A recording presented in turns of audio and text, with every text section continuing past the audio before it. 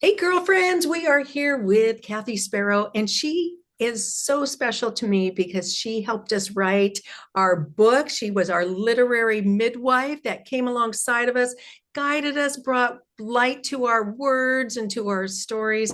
Kathy, I just appreciate you so much. You have just brought in so much value and so much heart and love to the book that we created about a year and a half ago.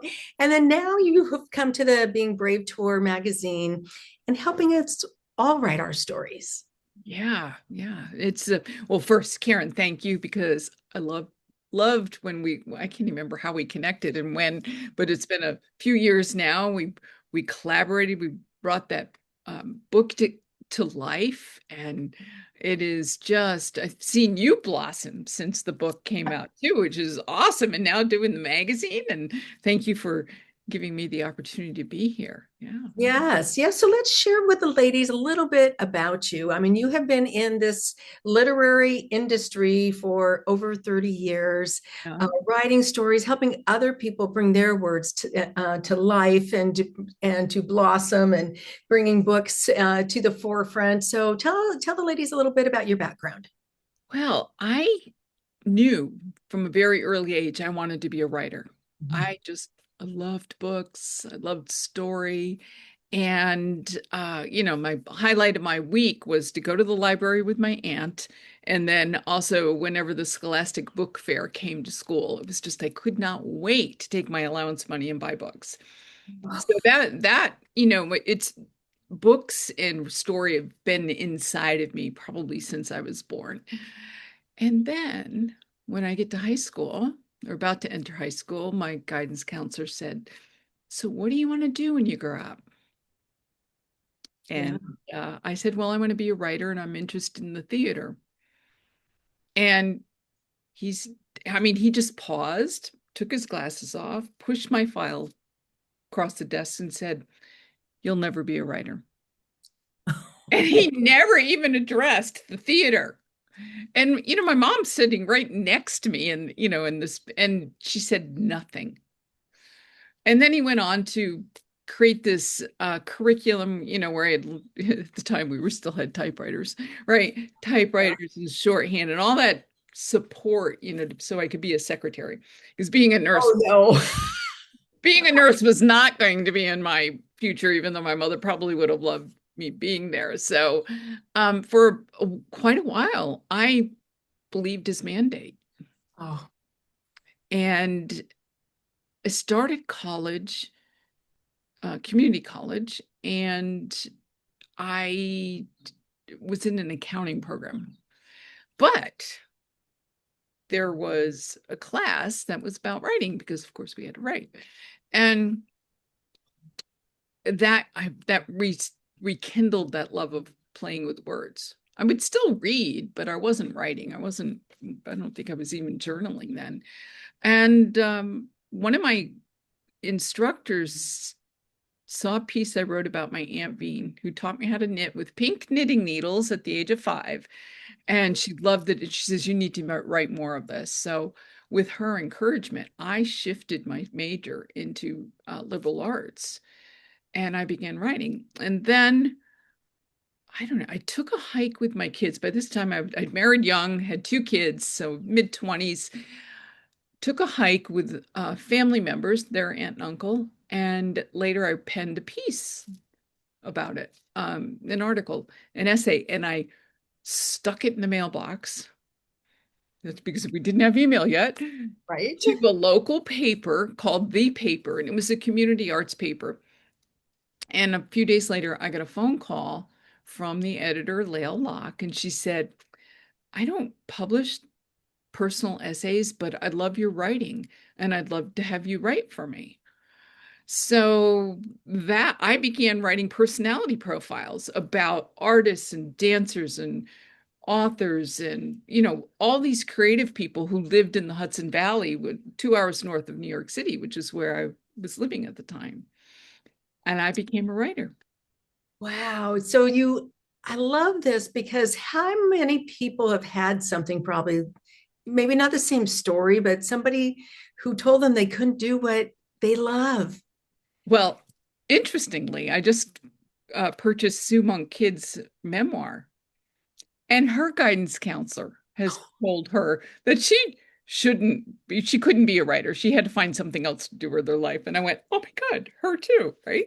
I think a lot of us are, for whatever reason, uh, have been limited in our, other people's expectations and limitations have been placed on us.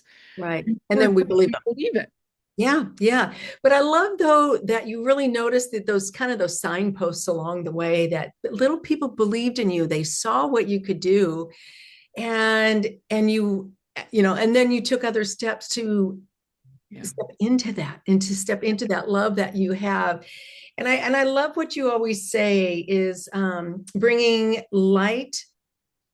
Bringing the light. My mission is to bring light into the world with words. So I do Yes. that not only with my own writing, but helping others bring their stories to life too. Yes, and I love that. And so that's really what we're this little reflection. So that's in the magazine, and you give us some prompts. So, but before we kind of walk through that a little bit, because I want to give the girls some ideas of kind of how to kind of walk through it, what you can be thinking about, give them some encouragement that their story is worth telling, and it's also worth celebrating because we have so many stories even within the story. I know when we were writing my chapter and working on that, we sat and chatted about it. We had a conversation about it. And I remember you pulling out like the story within the story. Mm-hmm. And Mm-hmm. I had never thought of that before. And that is one of the first questions that you asked too is, what is the story that you've been carrying? But before we get into that, what would you really like the women to experience as they walk through this reflection? What would you like them to maybe feel about, identifying their story and walking through this process? I think a couple things come relief is one because it takes so much energy for us to silence ourselves. And when we finally, you know, eh, listen to what our souls want to say, Oh, there's like, wow. oh, wait, I don't need anybody else to listen to me. I need to listen to me first. So I think if we can just give ourselves a little space, a little time, and put our ideas on paper, maybe to share, maybe not to share.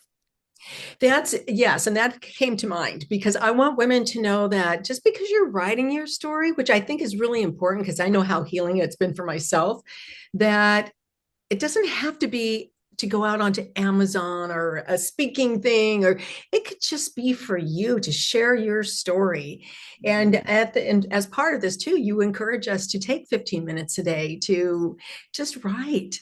Yeah. And so let's walk through this a little bit because I think it's really fun. And I did a little discovery for myself because one of the first prompts that you talk about is the story that you've been carrying. Are there stories that you've been carrying? So tell us a little bit about that and how to kind of approach that. Well, I think we, if we just give ourselves a brief moment to just sit and listen to ourselves, that inner voice, we're Mhm. we're going to acknowledge that there's a story inside of us that needs to be shared. And Mhm. and again, it might just be to write it down so it's out of us. And there's a benefit to that, other than clearing space, right? In the psychic space inside of us, we get a different perspective. Oh, We'll make discoveries about ourselves when we do take some time to pen our ideas and our thoughts and our dreams and our fears. We'll have a different way of looking at things. and I love that because but you almost have to kind of write down and then kind of look at it like you're reading somebody else's story to sometimes see what that perspective is. Thanks. And so here's one of the questions in this kind of section that you talk about is what story have I been afraid to tell? Yeah. You know what came up for me? So because I love walking through these, because like you said, you discover some things or you become curious about your own story. And I thought, what have I been afraid to share? I mean, there's stories. Yeah, there was one. And sometimes we get focused on the big story, like, oh, I went through divorce. But within that, there's all these other stories, these little pieces of discovery about yourself. It's like all these little layers that peel back. And I remember one day, I was just having a pity party for myself. And I was sitting there and had big alligator tears coming down. And I thought, if I wasn't here, nobody would probably even notice that I was gone. I just had this moment of, I don't know. And I literally slapped myself on the face and said, well, yeah, somebody would know, you would know you were gone. And then I thought, oh, and then you get yourself out of your little mini pity party or whatever that you were having a sad moment for. But it really helped me think about myself and who I was. So that's a story. I mean, that prompted a whole self-discovery. Oh, wow. Yeah. And it's so little stories. And sometimes, they start off crazy or whatever, or discovering the beauty within you, or, whatever, maybe it's, you were skipping down the street one day and fell or something, sometimes are stories that lead to something else. So in your travels, what are some of those stories that people have been afraid to tell? That how do they kind of start Uh, writing that you down? know, everything from horrific abuses to those brave moments of taking steps to reclaim our lives. Um, Gosh, I work with so many people and the stories are so varied, both men and women. How do you kind of get that out of somebody? How do you kind of discover maybe there's a story? Because sometimes we might not recognize that there is a story to be told. Like I said, sometimes it's that big story, but there's so many stories within that. Yeah, I think that, we can look at, well, I mean, depending on it could be a small project or a big project, right? But if we looked at the different areas of our lives, oh, I'll tell you, the other day I was in yoga. I get all these ideas when I'm in yoga. It was like, then I have to get to my phone later and just write this down.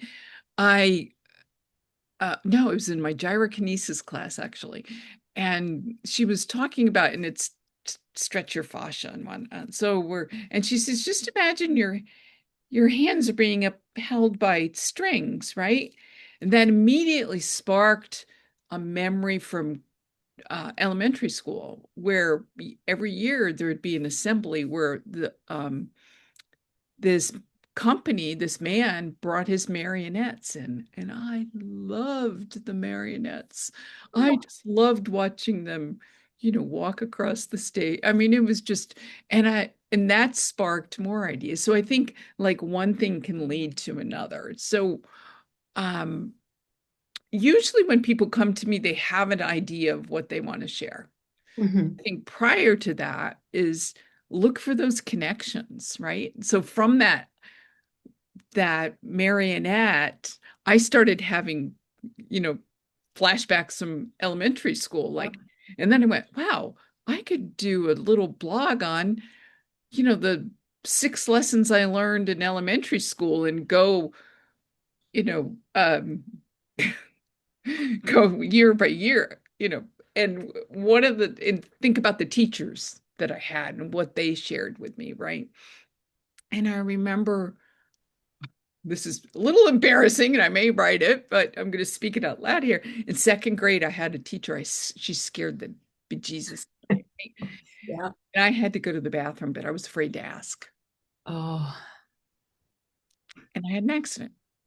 So Mhm. that made it even worse. Not only, then I was really the center of attention. So I thought, well, what does that? I think that it's like if we don't take care of ourselves and acknowledge our own needs, then problems can become bigger, right? So that's the kind of thought process that happens. Yeah, yeah. And yeah, I mean, I love how you give some other prompts too. Who do you want to reach with this story and why? And what will change once the story is out in the world?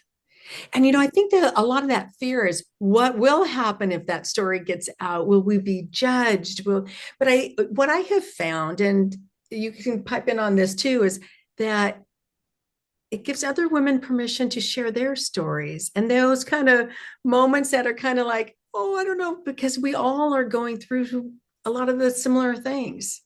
We are, and I could resonate with probably every single one of those, almost every single one of those stories in being brave. Um,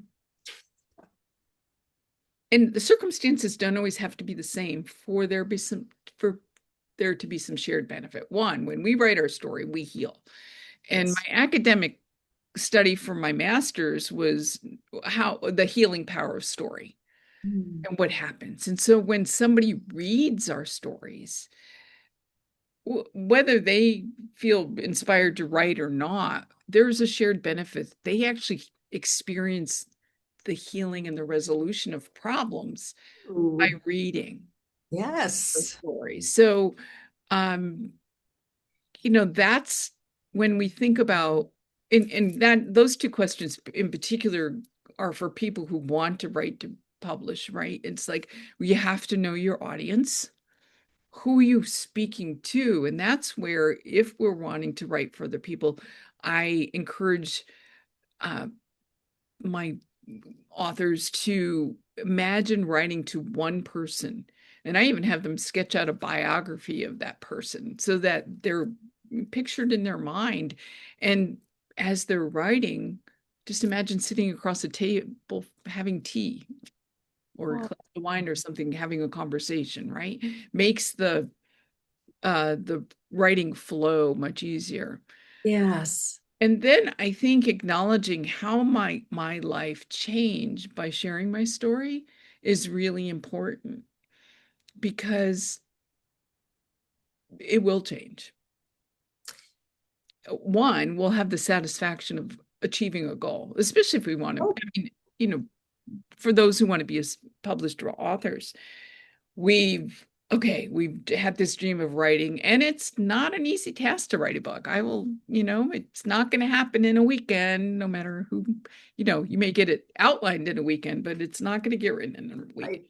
Not without missing that opportunity for self-discovery. And that's what I really believe is most important when we write. We discover more about ourselves. And then as we change, we bring that benefit to those around us, even if they never read our writing. Right. Enhanced if they do read it. Oh, so many things that we could talk about. That courage, and that kind of goes into our second prompt too, the moment of courage.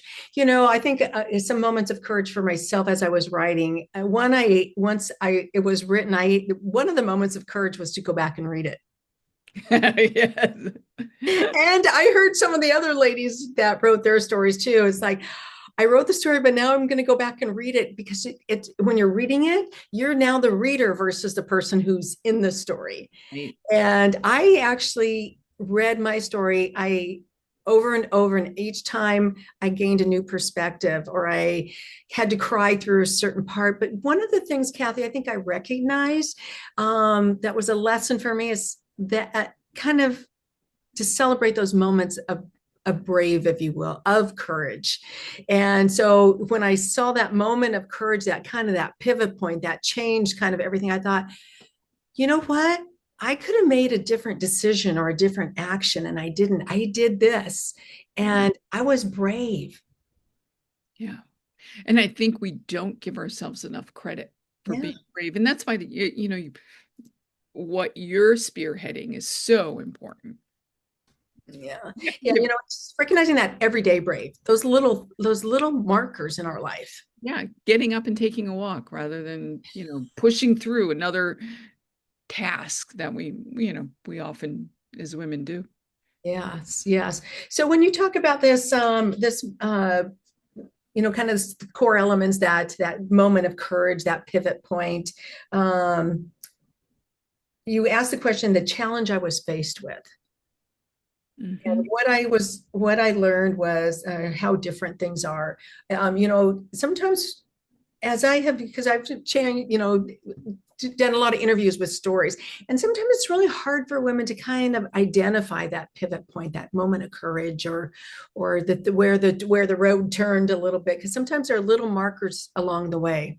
I think that's exactly, I'm not sure I mean, in some instances, we have to act like immediately, right? But I think when it comes to taking better care of ourselves, Mhm. ending a relationship that isn't good for us, leaving a job that's become stale and meaningless, it's not just something we do like that. I think Mhm. we take incremental steps. It took me 5 years to leave my first marriage. I had to strengthen myself.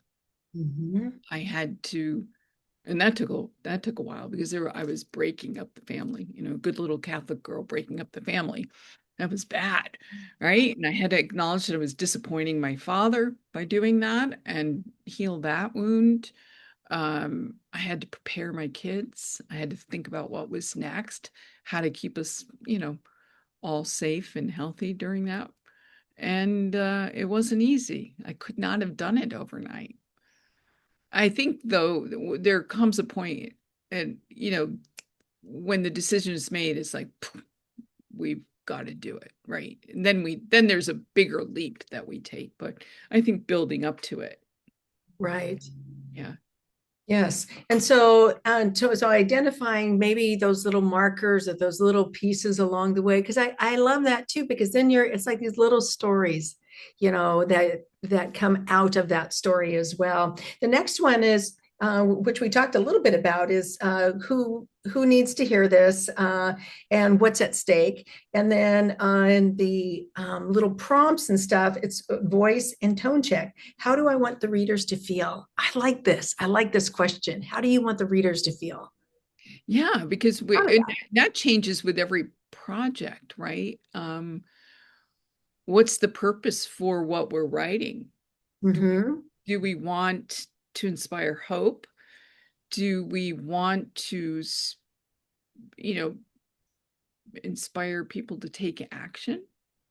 Mm. Spark some action? Do we want them to feel like they've just gotten a good, swift kick in the butt, right? Or do we want them simply to feel like they're in a safe space to be heard, right? I mean, think Yeah. about all the different stories in the book, right?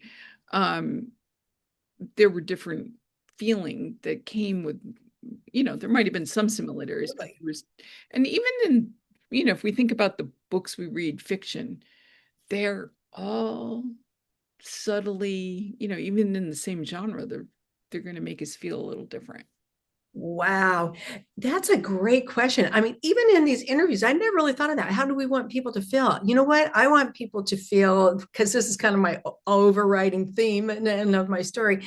I want women to feel seen. Um, Yeah, I want them to feel heard, and I just really want them to feel special. I want them to feel beautiful inside, that they have something that is really beautiful, that if that comes out, it goes out into the world and makes other people feel that way too. To yeah, maybe it's that feeling loved, like it's a big hug. yeah. And I think for a lot of, like thinking about the stories and being brave, it's like anybody who's reading it, you're not alone, Yeah. right? A lot of us have walked through some very challenging situations, and and there's light at the end of the tunnel. You will get through it, right? You will Right. get through it.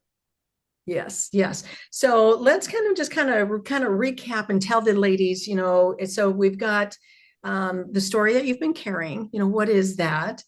That moment of courage. Who needs to hear this? What's at stake? And your voice. And, how do you want those people to feel? Yeah, yeah. And I do want to, when you say what's at stake, I think what's at stake if we don't share the story. Yes, oh yeah, when you said, yeah, Yeah, because that I had to kind of ponder on that a bit. I think with when I was doing my story, I thought if I don't write this story and share it, it's like I'm gonna be carrying it. yeah, yeah, And it was almost like a relief to put it on paper, to see it there, it just is like I didn't have to carry this heavy thing anymore. And then I could see the story and, like you said, see the perspectives that maybe I had already gained and didn't recognize. Mhm. Yeah. Yeah, there was so much there. Yeah. Yeah. I think that regret and just that burden is what's at stake, carrying that burden. It's so much extra weight and Ugh. it and by telling it, even if it's just putting it on paper for ourselves, we create more space for more new to come into our lives. Yes, more new, clearing out that space, girlfriends. And so we have more new creative space. And I know when you said you go to yoga, you think of these ideas.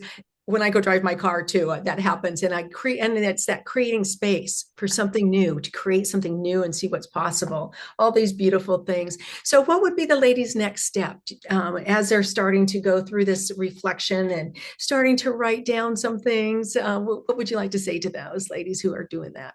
Wow, just give yourself this gift. Yeah. It Oh, really is a gift to ourselves when we sit and write. And that's what's beautiful. Yeah. yes. And You know, it's not selfish. It is not selfish to do that.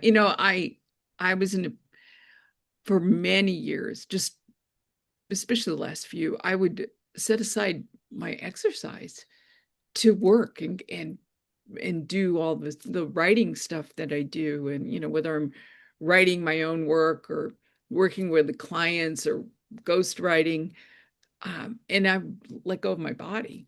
mhm. And Yep. and there were, just like, wait a minute here, this is not right. So every day I scheduled time to go exercise. And that actually frees me. So after this interview, I'm actually going to take a walk. Yep. And so it's either walking or yoga or my Peloton, but today it's a walk. It's beautiful. And I will ruminate on, you know, some of my projects. And it's just important to give ourselves some space to take care of ourselves, and listen to ourselves. Right. Yeah. Okay, you just said something really important right there. You know, we want to be heard, but how often are we listening to ourselves? Right. And that's why just that 15-minute practice that you mentioned earlier on, and I encourage it. Well, I don't have time. We can, and this is what I say, set your timer on your smartphone for 15 minutes and just listen to yourself. Just write what wants to come. Forget the grammar, forget the punctuation, just write what wants to be um, spoken, acknowledged, right? And what I often find when I do that, because there are times when I go, I don't have time to sit and, you know, journal for myself because I've got this to do. But Yep. what I often find is that when I'm doing that, I make more discoveries. I go longer than 15 minutes and I feel so much better and so much readier to go into my net go further into my day. Oh, wow. Yes. And so one of the things that I've always done is I always buy cute little books to write in Mhm. because I like things pretty, and so then I'll do that and start. But you have encouraged me along the way to write, and I haven't been doing as much lately. But I love sometimes just seeing what I because sometimes you'll just start writing stuff, and then you look back and it's like, oh my gosh, oh, that's kind of fun, and it gives you ideas on other things and create because I love to create. And so it'll give me some creative ideas out of those stories and stuff for social posts and different things. It's like, oh, maybe somebody else is thinking about this. Maybe somebody else can relate. So And that's often what we're not alone. We're not in a vacuum. And the other thing I want to add, if someone wants to has this idea for a book or even writing a blog, it doesn't have to be a because like I've actually had more than one client take blogs, put them together as books. yeah. If we're getting that nudge to do that writing, it's really the universe tapping us on the shoulder saying, hey, I really needed to bring this idea into the world. And we never, ever know who's going to benefit from it. I often say we never know whose life we might save by sharing our inner wisdom. Yes. And isn't that so? Had the privilege and honor of sharing women's stories for the last 10 years via video. And every once in a while we'll have somebody who either kind of writes in or says, you know what, your story really touched me. And I'm so glad you shared it. And you're right, we don't always get to hear those things, but it might really change somebody's life or just make them feel acknowledged or whole or, whatever piece that is that they resonate with. So, ladies, I encourage you to share your story. And if you need someone to help, Kathy is the most wonderful person to help guide your story and to bring that light to those words and just make them come alive. And I think that's one of the things that words are so magical. Yeah, they We are. can't always see how to make them magical. So you need somebody who does have that gift. And to make those words pop off the paper and touch the hearts of other people. So that's what I love about working with you, Kathy, and to really share those stories and share that beauty that the women have and with their stories. So Thank you. yes. So ladies, Kathy, any last word that you would like to share as we sign off? Um, as you were saying, I think what I'll do, and I'll share this with you, I will come up with a day and a time where anybody who wants to join me on Zoom, we can walk through this. Oh, I had that thought before and it just came back to me. And yes. yeah, so I I'll figure that out and let you know. And yeah, it's really whether you want to write a story to publish, it's more about real listening to ourselves. You know, Yeah. Oh, that's beautiful. And I love that. So ladies, more to come is that you can join in and we'll have some fun with our stories. And of course, there's always a space on our website too, where that once you kind of get your story together, we can put it on there. And so many fun ways to connect and share. So I just really, my goal and my hope is that women will really see that beauty within. And this is a great place to explore and experience and discover and be curious about ourselves. So, ladies, we will see you next time on the Being Brave Tour. thank you.